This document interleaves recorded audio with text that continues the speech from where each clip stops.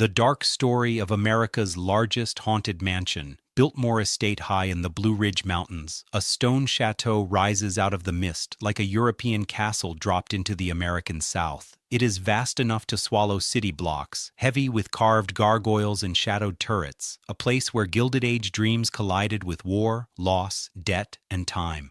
Today, millions walk its halls as tourists. But once, this house was a private world, built for one man's vision and haunted ever since by the cost of keeping that dream alive.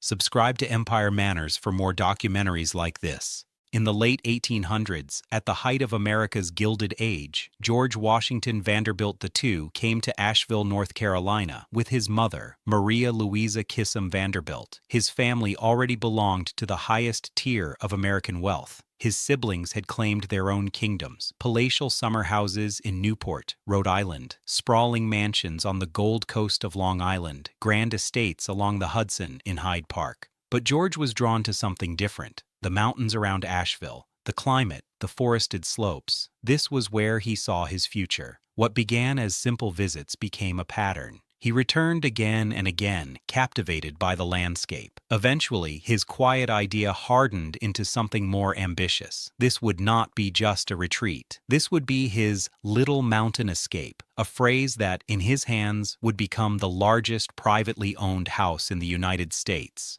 He named his dream Biltmore, combining de Bilt, the Dutch town his ancestors came from, with more, meaning open rolling land. But that simple name concealed a staggering scale. Vanderbilt began to buy land, piece by piece, parcel by parcel, until he controlled around 125,000 acres spread across some 700 parcels. More than 50 farms and at least 5 cemeteries passed into his hands. Much of the land had been exhausted and eroded by poor farming practices. Many owners were relieved to sell. What had once been communities, including the former settlement of Shiloh, became part of a single private estate. From the beginning, Biltmore was an exercise in control, over land, over design, over nature itself. Construction of the house began in 1889. To build it, Vanderbilt effectively created a small industrial village of his own. A woodworking factory was set up on site. A brick kiln produced the material that would give the mansion its massive presence. A 3-mile railroad spur was laid just to bring in building supplies. Around 1,000 laborers and 60 stonemasons worked on the main house, carving, setting, and shaping the Indiana limestone into sharp silhouettes against the mountain sky. Vanderbilt did not simply commission a builder. He pursued something more refined, something that would stand alongside the grand chateau he had seen in Europe. He hired Richard Morris Hunt, one of New York's most prominent architects and a man already trusted by the Vanderbilt family. Together, they traveled to France and England, studying the great Renaissance chateaux and country houses that would inspire Biltmore. Château de Blois, Chenonceau, Chambord, Waddesdon Manor, their steep roofs, towers, and sculptural stone ornamentation became the DNA for the house rising in North Carolina. Hunt designed Biltmore in the chateauesque style, a kind of French Renaissance revival pushed to American extremes. He sited the 4-story limestone house to face east, anchoring it into the mountain slope with a 375-foot facade. The front is asymmetrical but balanced. 2 wings radiate out from a central entrance tower. To the left, an open loggia. To the right, a windowed arcade enclosing a winter garden. Above the entrance, the stonework climbs in layers of trefoils, tracery, rosettes, gargoyles, and grotesques. The grand exterior staircase curls upward in a 3-story sweep, its balustrade laced with carved figures including statues of St. Louis and Joan of Arc. When visitors approach Biltmore today, they see all of this at once, a fortress of wealth and taste, every inch decorated. But the story grows darker when you remember what it took to build it: a private factory, an imported architectural language, armies of workers, and a scale so vast that its cost was equivalent to roughly $189 million in today's money. Behind the house, the Blue Ridge Mountains roll away into layers of soft blue and green. To the south, the smallest facade reflects a more intimate scale, with dormers clustered over a library that opens onto an arbor. To the north, the stables and carriage house form a protective wall against mountain winds. Those 12,000 square feet of stone outbuildings once housed Vanderbilt's prized driving horses and stored his own carriage fleet alongside those of his guests. The rear western elevation, facing the mountains, is quieter but no less intentional. Here, two matching polygonal towers are linked to the south turret by an open loggia, a long, covered outdoor gallery. The loggia's ceiling is constructed from terracotta tiles laid in a herringbone pattern, part of a structural tile vaulting system designed and patented by Spanish architect and engineer Rafael Guastavino. He personally supervised its installation, a reminder that even the parts of Biltmore people rarely think about were the work of celebrated specialists. Overhead, the steep slate roof is punctured by 16 chimneys. Each individual tile was drilled and wired to the steel structure beneath. Copper flashing was cut and formed to keep water out. Along the roofline, decorative copper ridges embossed with Vanderbilt's initials and family motifs once glinted with gold leaf, now long lost to time. Inside, the scale of Biltmore becomes almost overwhelming. The house has about 4 acres of floor space, 250 rooms, 35 bedrooms for family and guests, 43 bathrooms, 65 fireplaces, 3 kitchens. Even at the time of its construction, the estate bristled with what were then cutting-edge technologies: an electric Otis elevator, forced air heating, centrally controlled clocks, fire alarms, and a system of call bells. Vanderbilt's friendship with Thomas Edison meant that Biltmore had electricity from the beginning, powered by direct current. Fire was a constant fear in such a large, wired building. So Hunt divided the house into 6 sections, using brick firewalls to limit any blaze.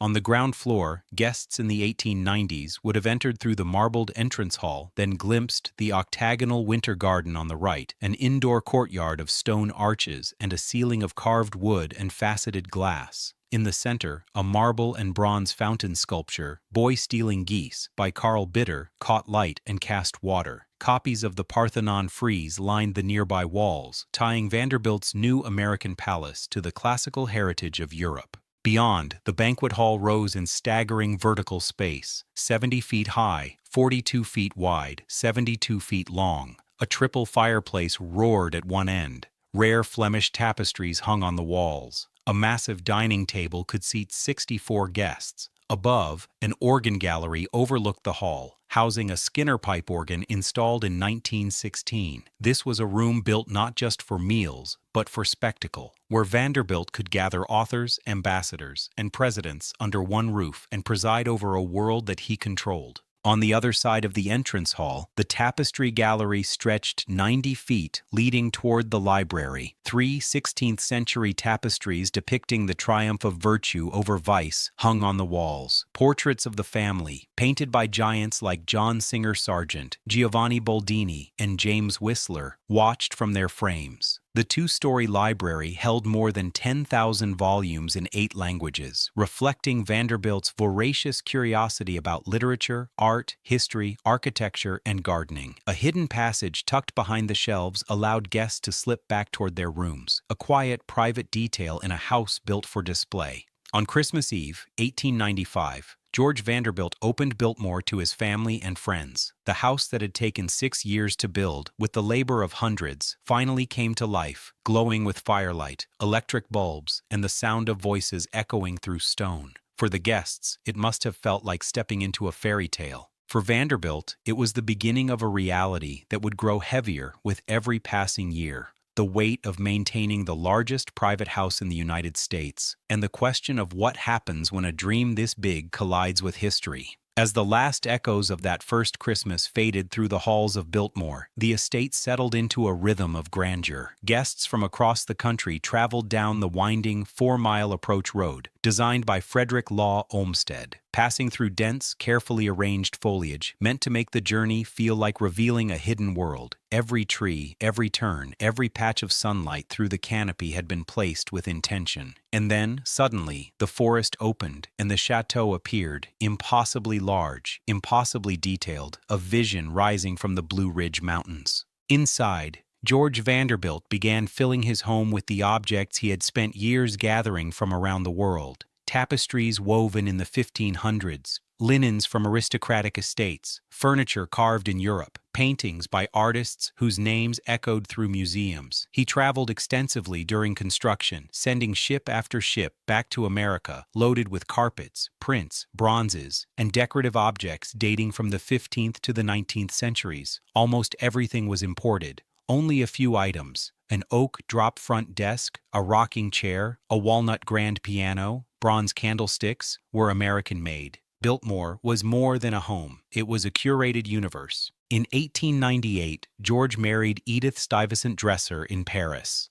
2 years later, in 1900, their only child, Cornelia Stuyvesant Vanderbilt, was born at Biltmore in the Louis XIII room, surrounded by silk, gilded wood, and the luxury of a world that seemed immune to struggle. But beneath that surface, the estate's costs were already immense. Maintaining the house, the staff, the land, and the imported goods strained even a Vanderbilt fortune. George began scaling back other investments. He sold land. He managed the finances closely. He worked to build Biltmore into a self-sustaining estate, not just a monument to beauty. Outside the house, Frederick Law Olmsted, the greatest landscape architect in American history, was engineering something just as ambitious as Hunt's Chateau. Olmsted saw the land George purchased and understood immediately that it was overworked, barren, and suffering. He advised transforming the area closest to the house into a park, establishing farms along the rivers, and replanting vast stretches as commercial timber forests. George agreed. Together they reshaped thousands of acres.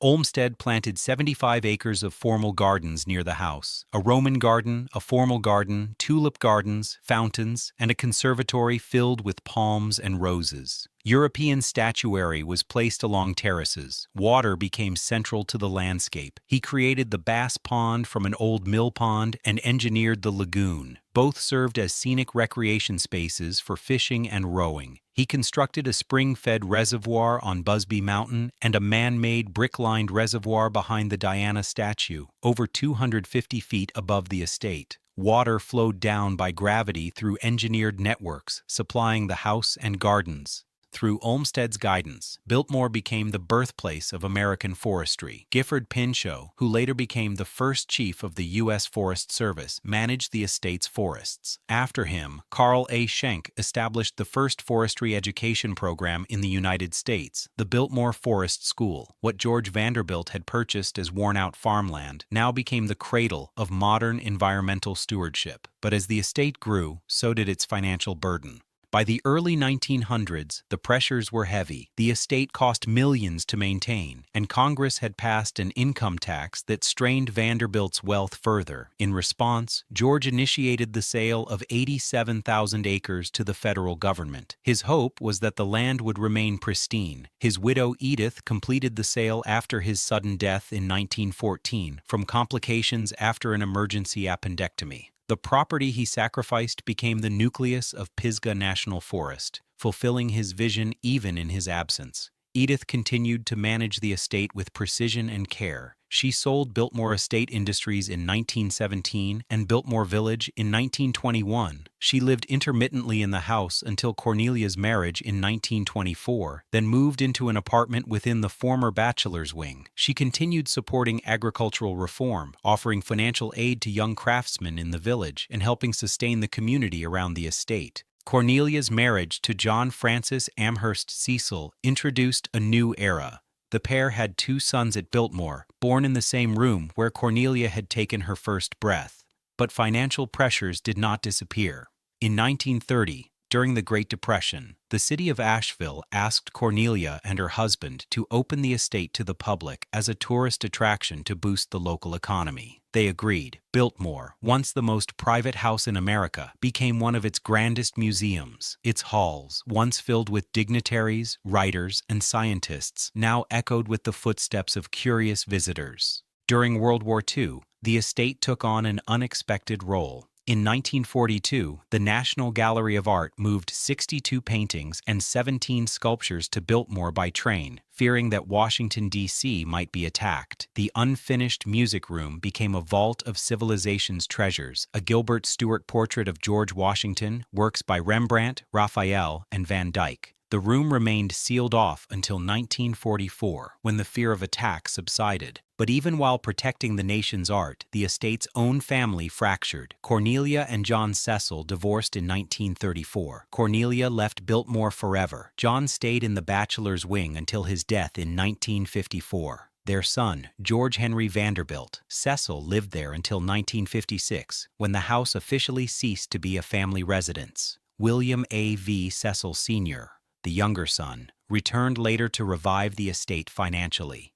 Under his leadership, Biltmore transformed from a struggling relic into a thriving enterprise. Restaurant openings, the creation of the Biltmore Winery, expansion of tours, and the eventual addition of hotels and Antler Hill Village. Yet throughout its evolution, Biltmore held on to something eerie, the feeling that a house this large, this extravagant, this ambitious, carried the weight of all who had lived, worked, and struggled to maintain it. Visitors walked through the grand staircase's 107 spiraling steps, stared up at the chandelier holding 72 bulbs, entered the bedrooms of George and Edith connected by a carved oak sitting room, stepped into the damask room, the Claude room, the Tyrolean chimney room with its European tile oven, and the restored Louis XV room.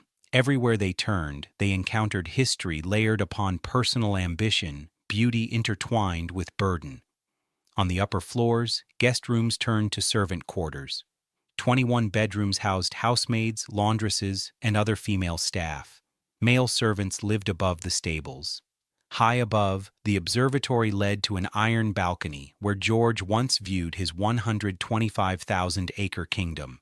Deep below, in the basement, the bowling alley, swimming pool, gymnasium, kitchens, laundries, and mechanical rooms revealed the true machinery of the estate, the hidden world that kept the illusion alive. And through every wing, hallway, and forgotten corner, Biltmore whispered the same question. What does it cost to build a dream this large, and what remains when the dreamer is gone? For Vanderbilt, it was the beginning of a reality that would grow heavier with every passing year. The weight of maintaining the largest private house in the United States, and the question of what happens when a dream this big collides with history. As the decades unfolded, Biltmore's story drifted further away from its origins. What had begun as George Vanderbilt's personal sanctuary slowly transformed into a labyrinth of responsibility, secrecy, and sacrifice. Only a handful of families in America understood the burden of maintaining a palace of this scale. But even among them, Biltmore stood alone, its size too vast, its complexity too immense, its upkeep swallowing fortunes with silent, relentless hunger. Visitors walking through the house today feel that weight without realizing it. They step into halls of stone and carved walnut, marvel at the chandeliers, the ceilings, the tapestries, the French Renaissance architecture. But few understand how heavily these luxuries press down on the people who lived here. Every carved molding, every imported tapestry, every tile laid by Guastavino added to a growing mountain of responsibility, a legacy that became both magnificent and suffocating. By the time Cornelia Vanderbilt was a young woman, the house had already taken on the aura of something too large to inhabit, too costly to maintain, too strange to be fully understood. Her mother Edith had done everything she could to keep the estate running, selling businesses, selling land, managing finances with precision. But raising a family inside a palace built for a different era came at a cost. High ceilings echoed with loneliness. The distances between rooms felt like miles. Staff members became the constant presence in a childhood lived among marble, limestone, and silence. When Cornelia married John Francis Amherst Cecil in 1924, Biltmore briefly seemed poised for a new chapter. Their wedding fused American wealth with British aristocracy. Their sons, George and William, were born in the same ornate bedroom where Cornelia herself had entered the world. But marriage could not ease the estate's financial strain, nor could it fix the deeper emotional divide growing around Cornelia's life. Biltmore was not a simple home. It was a world unto itself, one that demanded total devotion.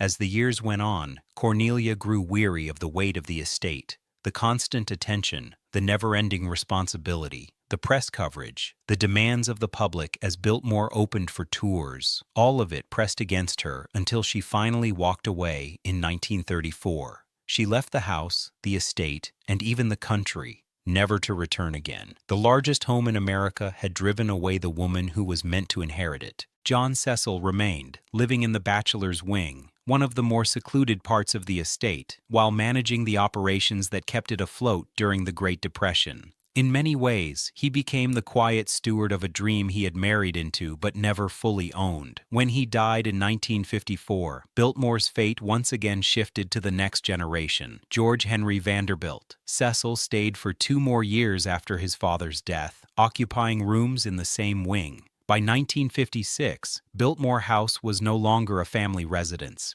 Instead, it existed in a strange state of being, too important to abandon, too expensive to maintain, too vast to live in. The mansion became a museum not because of vanity, but because survival demanded it. Still, the estate was far from secure. It faced money troubles, deferred maintenance, and the pressure of keeping a historic landmark alive in a world that no longer resembled the Gilded Age. The turning point came when William A. V. Cecil Sr., Cornelia's younger son, returned to the estate in the late 1950s. He understood that Biltmore needed to evolve if it was going to survive. Under his leadership, the estate shifted from a nostalgic relic to a living enterprise. He transformed the failing dairy farm into a profitable business under his brother's control. He expanded tourism, opened gift shops, added restaurants, and took a bold step in 1985 by converting the old dairy barn into the Biltmore Winery. That winery remains one of the most visited in the United States. The estate that once symbolized personal luxury became a model of economic self-sufficiency. Visitors walked through historic rooms while behind the scenes, the descendants of George Vanderbilt were reinventing the estate as a commercial venture without compromising the original vision. But even with all this modernization, the house retained something time could not erase, an uncanny, almost haunted feeling. The echoing hallways, the dim basement with its empty swimming pool, the bowling alley, the lonely gymnasium filled with antique equipment, the oversized servant quarters, the observatory high above the 4th floor, the carved bedrooms where silence settles thick as dust, the music room that once hid national treasures during World War II,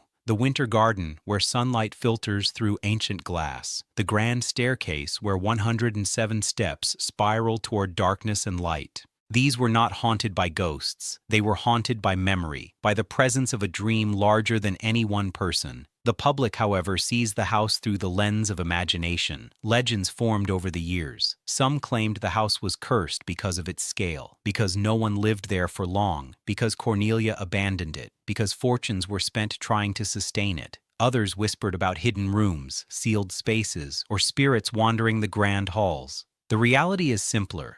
Biltmore is so vast, so elaborate, and so old that the human mind fills its empty corners with mystery.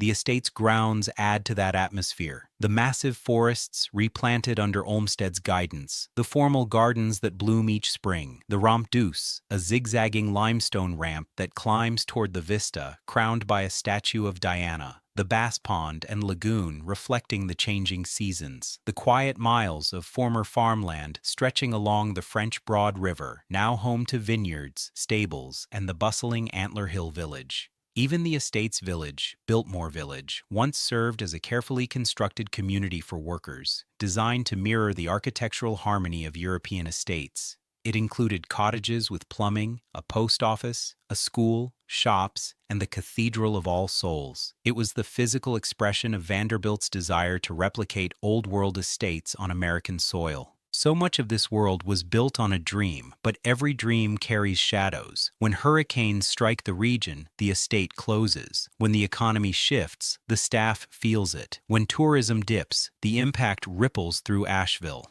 In 2024, Hurricane Helene forced the estate to shut down temporarily. The group sales office was destroyed, though the main structures survived. In response, the estate pledged $2 million to help the region recover, an echo of the responsibility this land has demanded for more than a century. Today, Biltmore remains one of North Carolina's greatest landmarks, a place visited by over 1 million people every year. It is owned and managed by the descendants of George Vanderbilt, now overseen by Board Chairman Deanie Pickering and CEO Bill Cecil. Together, they face the same question their ancestors faced. How do you preserve a house too large for ordinary life? A house that has outgrown the era that created it. A house that stands as both triumph and burden. Biltmore is many things: a masterpiece of architecture, a museum, a business, a symbol of the Gilded Age, a refuge for art during wartime, a place where history, wealth, ambition, and loss intersect.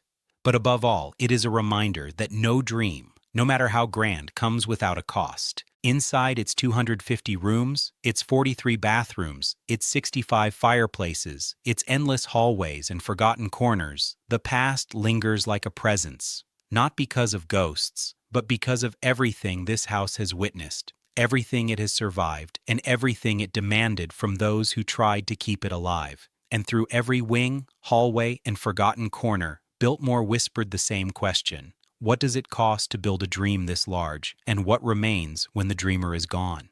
For Vanderbilt, it was the beginning of a reality that would grow heavier with every passing year, the weight of maintaining the largest private house in the United States, and the question of what happens when a dream this big collides with history. In the modern era, Biltmore's grandeur remains undeniable, but so does its aura of mystery. As visitors move through its vast rooms and shadowed corridors, they feel the echo of lives lived in extraordinary isolation. The mansion is not merely a symbol of luxury. It is a monument to ambition, to legacy, and to the quiet tragedies that unfold behind stone walls and gilded ceilings. A place this large does not simply exist, it breathes, and when a house breathes, it remembers. Even now, walking through the estate feels like stepping into a world somehow suspended in time. The winter garden glows with filtered light, cascading through sculptured wood and faceted glass. The banquet hall towers above with its 70-foot ceiling, its triple fireplace yawning open like a monument to vanished celebrations. The tapestry gallery stretches on, a corridor lined with 16th-century tapestries, quiet witnesses to the Vanderbilt family's rise and struggles.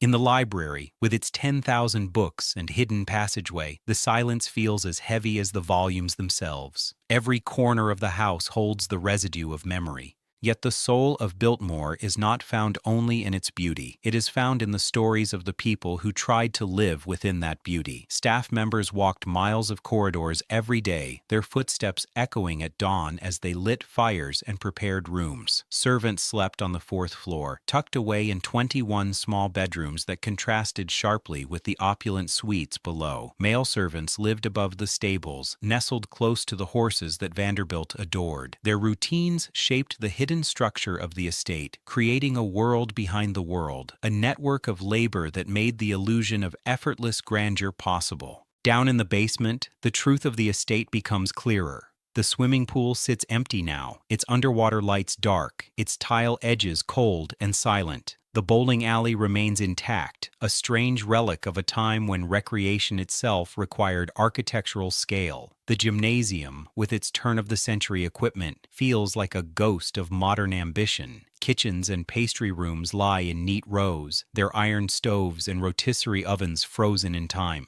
The walk-in refrigerators, massive for their era, stand like monuments to early engineering.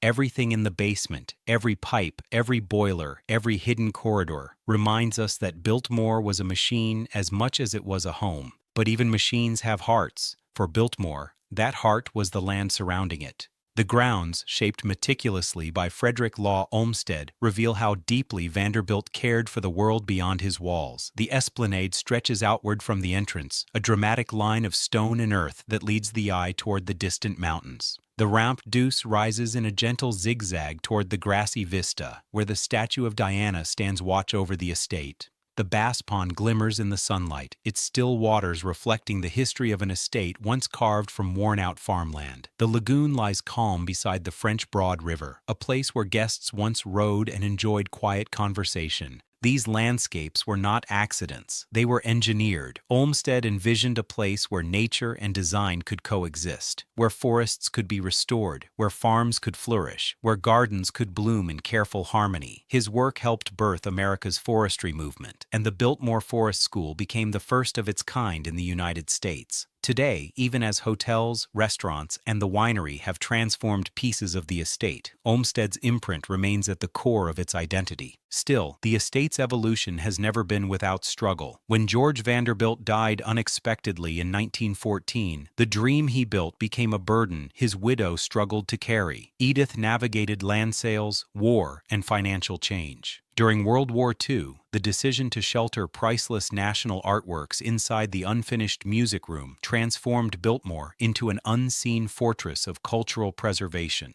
Paintings by Rembrandt and Raphael rested behind brick walls, while the world outside braced for danger. When the Cecils took over the estate in the 20th century, they inherited not only a house, but a legacy woven with difficulty. The estate weathered financial downturns, internal family shifts, and the enormous ongoing cost of preserving a national treasure that had begun as one man's personal dream. When Cornelia walked away from the estate forever after her divorce, it became clear that Biltmore was not simply a home. It was something larger, heavier, something no one person could comfortably inhabit. As decades passed, the estate shifted gradually into a hybrid creation, part museum, part business, part family legacy. Restaurants opened, shops appeared. The Biltmore Winery began drawing crowds. Antler Hill Village emerged, hotels followed. And through it all, the mansion itself remained intact, a silent giant at the center of a vast and changing enterprise.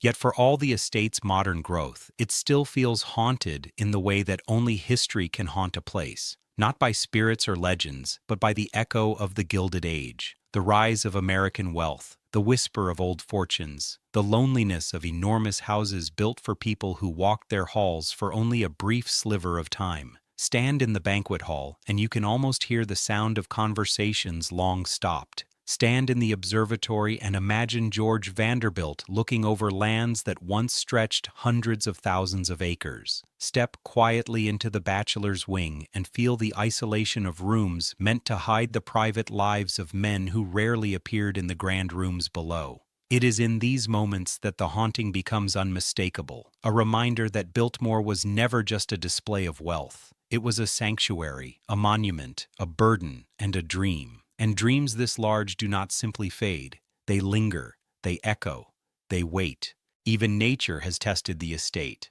When Hurricane Helene struck in September 2024, Biltmore was forced to close. The group's sales office was destroyed. For a moment, it looked as though the storm might claim part of the estate's legacy. But the mansion stood firm, the conservatory held fast, and the estate pledged $2 million to help heal the region. When Biltmore reopened in November, it did so not just as a historic site, but as a survivor. Today, Biltmore remains the largest privately owned home in America, an enduring testament to a dream forged in the Gilded Age and shaped by every generation that followed. It stands at the intersection of ambition and memory, preserved by a family that has learned to balance tradition with innovation. More than 1.4 million visitors walk its grounds each year, moving through a world that feels both impossibly grand and strangely intimate. But when the crowds leave and the sun sets behind the Blue Ridge Mountains, Biltmore becomes something else. A silhouette of spires and stone, a vast house breathing with history, a place haunted not by ghosts, but by the weight of time itself.